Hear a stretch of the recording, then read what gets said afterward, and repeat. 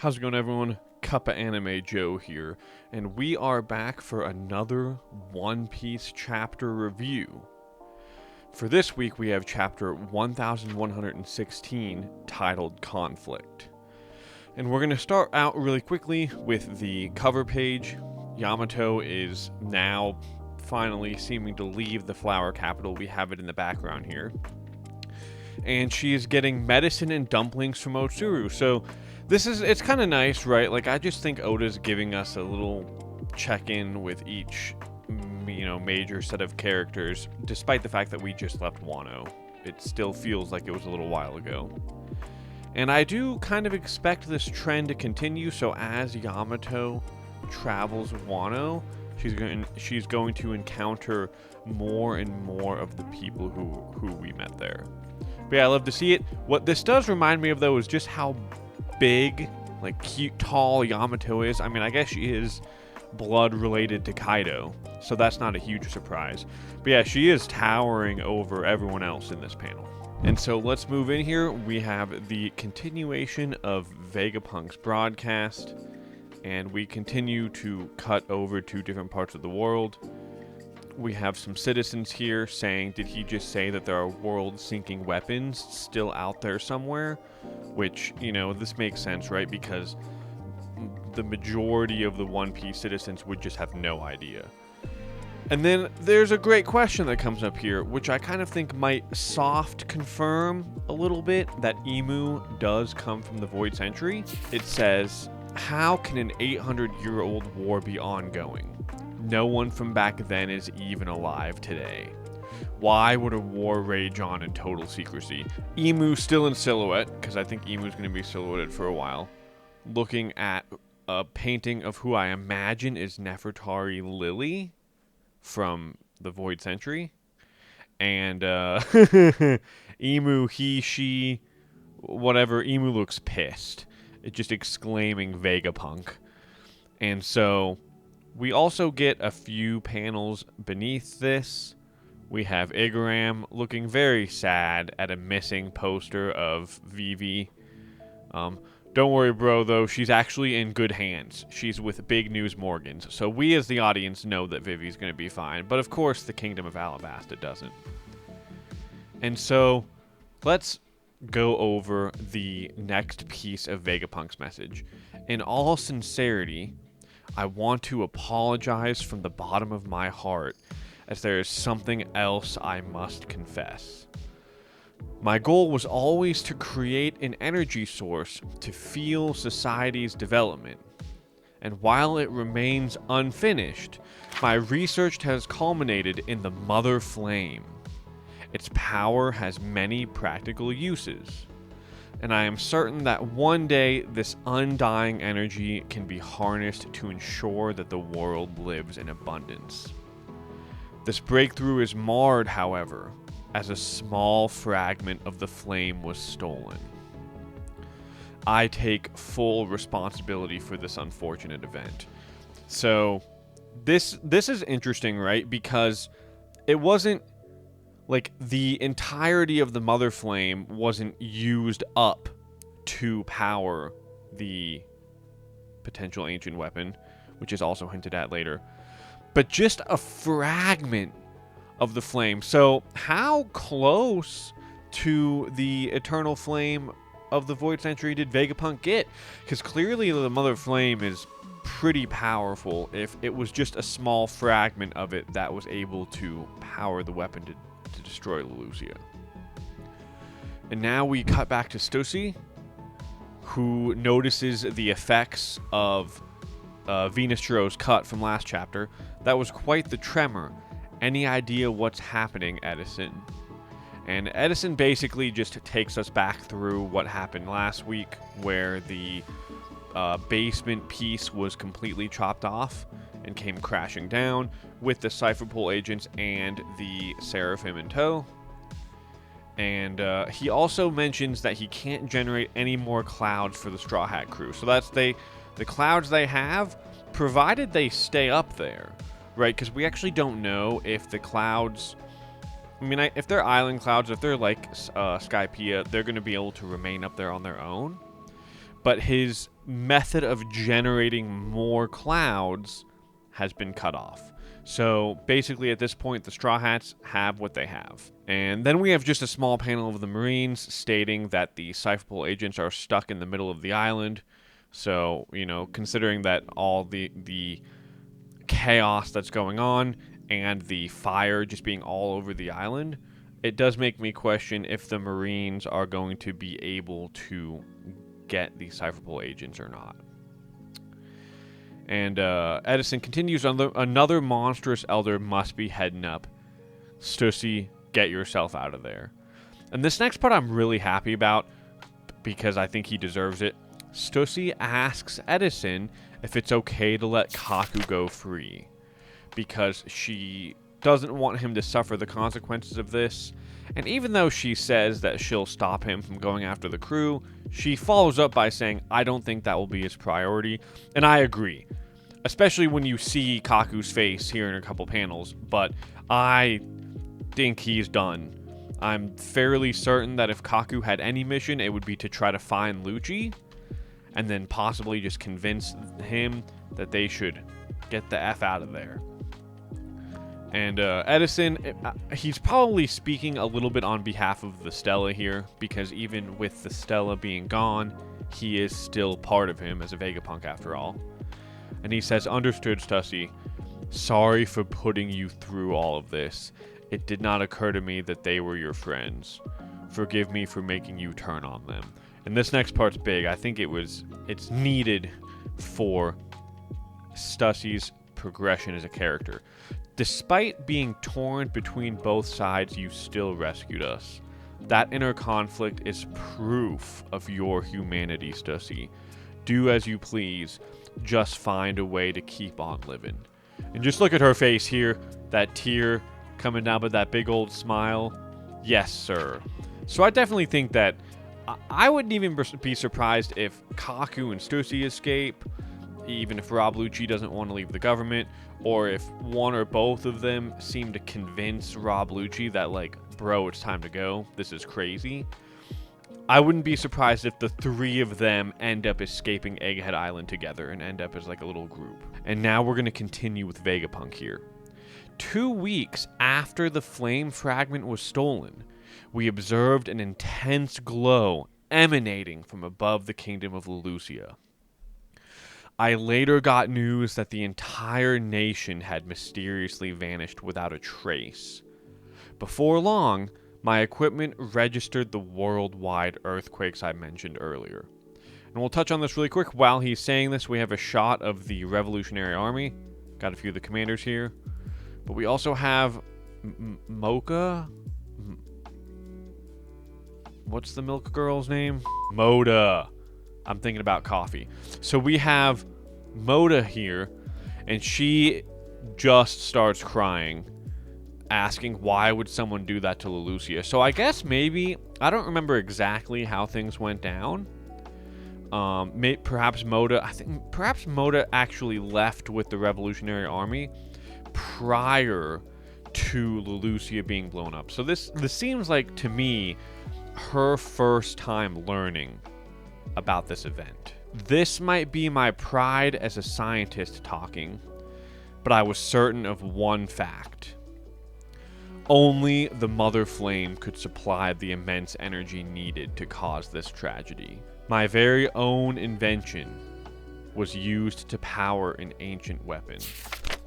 The motives and origin of the perpetrators are a mystery to me, but in the end, it all boils down to one hard truth. I am an accessory to this act of mass murder. I cannot express how remorseful I am for my part in this. I am truly sorry.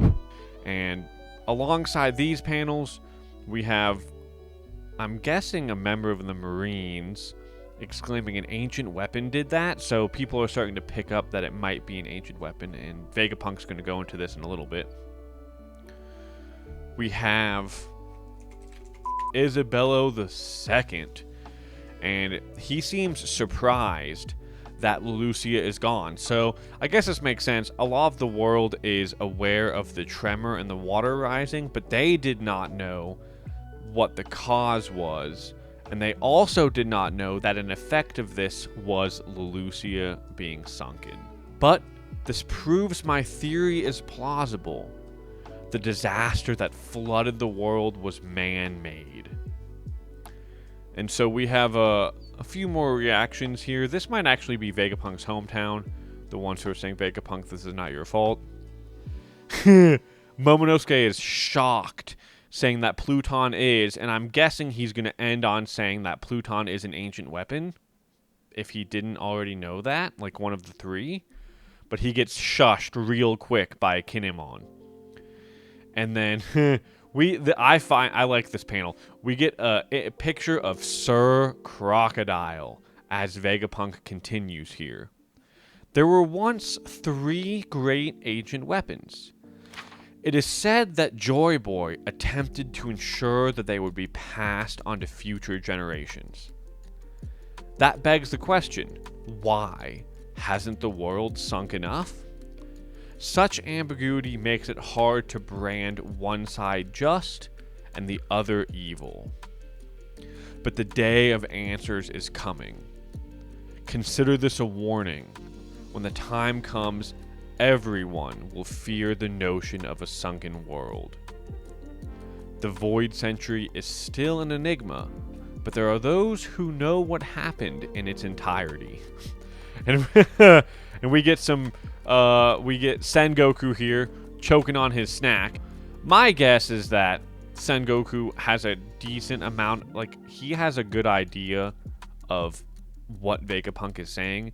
Even if he doesn't know everything, I don't think you're Fleet Admiral as long as Sengoku is without picking something up. Now, Akainu, on the other hand, I think this is his first time hearing it, and he is fuming. I mean, we got smoke or lava or something coming out of his mouth. He's crushing his cigarette. He's done with it now. Everything. You're going to explain everything, Vegapunk. So my personal interpretation of this is that Akainu's not mad at Vegapunk giving the message. Akainu's mad at the message and what he's hearing, because he's already not a fan of the Gorosei or the Tenryubito, and so this is just very damning evidence against them in his eyes.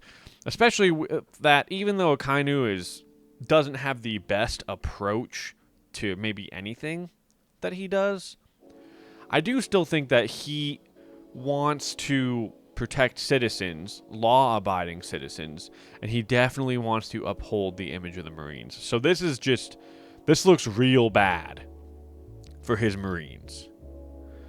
And so now we're going to continue with Vegapunk's message, and alongside these panels are going to be some of the members involved in what he's saying. I am referring to the former members of the Pirate King's crew. And then we have a few people surprised. Pirates know how, or how, why. Why would pirates know the world's secrets? Isn't that dangerous? Who else is going to know the world's secrets but maybe the pirates, the Revolutionary Army, although we don't even know how much they know. And then, of course, the Gorosei. And York is shocked, exclaiming that how is it possible that Stella knew about her stealing a fragment of the Mother Flame? And we learned something here. I cut off my memory synchronization. It should have been impossible. Not only that, but I know for a fact you're a terrible liar and a lousy actor.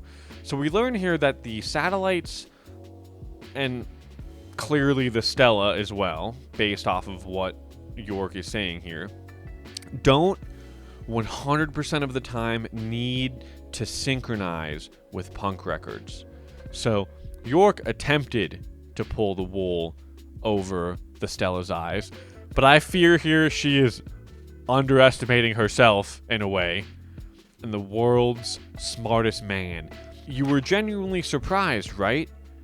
And then we see him exclaiming, York, this was all you're doing? Maybe he was just acting here, though.